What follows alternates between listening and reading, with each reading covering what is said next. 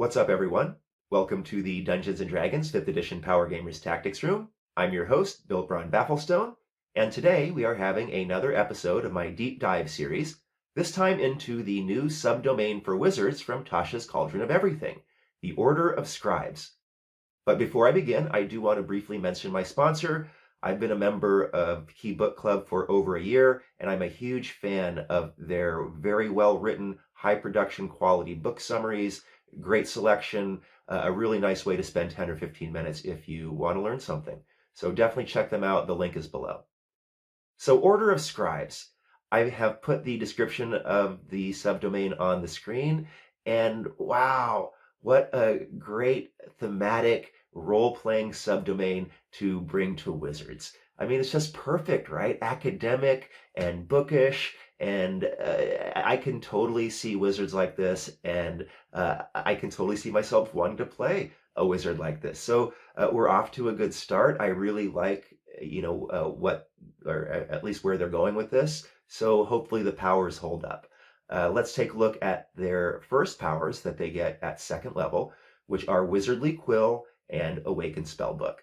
I put the descriptions on the screen, and we can see that Wizardly Quill is basically an upgraded Savant, but not upgraded so much that it's going to make any difference in combat or in gameplay, so I'm just going to ignore it like we ignore Savant. Looking at Awakened Spellbook, we see that it confers to the caster 4 benefits.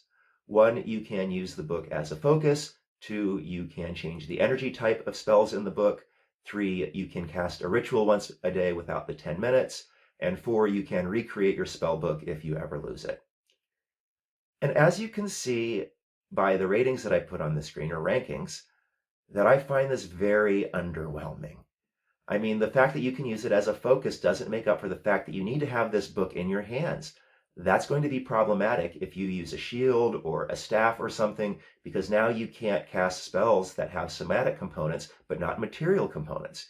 You may have to pick up Warcaster to take care of this, and that just seems like a very thematically weird thing for an academic, bookish sort of character to have. It seems more appropriate to war wizards. So that doesn't make much sense to me. Then the fact that you can switch energy types just totally encourages blasting. Scribe wizards are apparently going to have a bunch of blasting spells in their spellbook, so they can swap out energy types and cast a lot of blasts.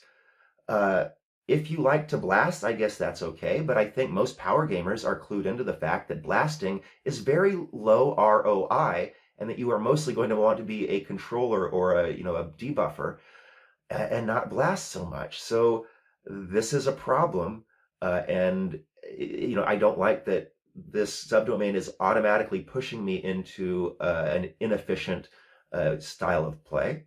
Then the fact that you can cast a ritual without the 10 minutes is not going to help, because Tiny Hut and Phantom Steed are both 1-minute casts. So unless you plan on rolling out an unseen servant in combat or something, this is just not going to help you. I mean, I would hope that there's something you can do better with your action than cast unseen servant. And then the fact that you can recreate your spellbook is great, I guess. I've never lost my spellbook. I'm guessing you probably haven't either. So very underwhelming start for the Order of Scribes. I am not impressed whatsoever with their second level abilities, and I have to give them a ranking of poor. So hopefully this is like the Illusionists, where they start off bad and just get really good at the end. So let's take a look at their 6th level ability, which is Manifest Mind. Put the description on the screen, and we can see that it allows the caster to create a ghostly, glowing avatar that represents the mind of his awakened spellbook. And at first glance, it seems kind of like a miniature arcane eye, but the fact is this thing glows, and an arcane eye is invisible. So I feel like it's very noticeable, and you're probably not going to want to use it in a scouting scenario, especially when you already have a familiar at your disposal that can handle scouting. So I don't really see how this helps too much in a utility scenario. And in combat, it's basically a floating weapons platform that you can cast a few spells through, which is okay. I'm a big fan of hiding and taking cover. And I guess this is the subdomain is kind of pushing you in that direction of being able to hide, perhaps. but I'm not blown away. And so you can see that when I rank it against other abilities from other subdomains, it's average. So, okay. Moving on to its 10th level ability, Master Scrivener.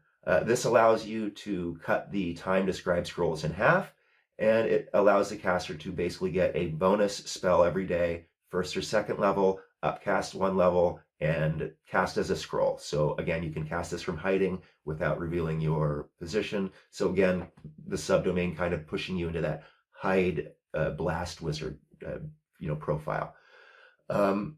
And so that's okay. I mean, I'll always take an extra spell.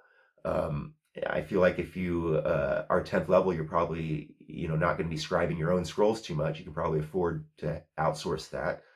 So I rank it against other 10th level abilities from other subdomains, and again, it's average. So hopefully the 14th level ability is going to knock my socks off and make this subdomain worth it. So we're going to look at its 14th level ability, which is One with the Word.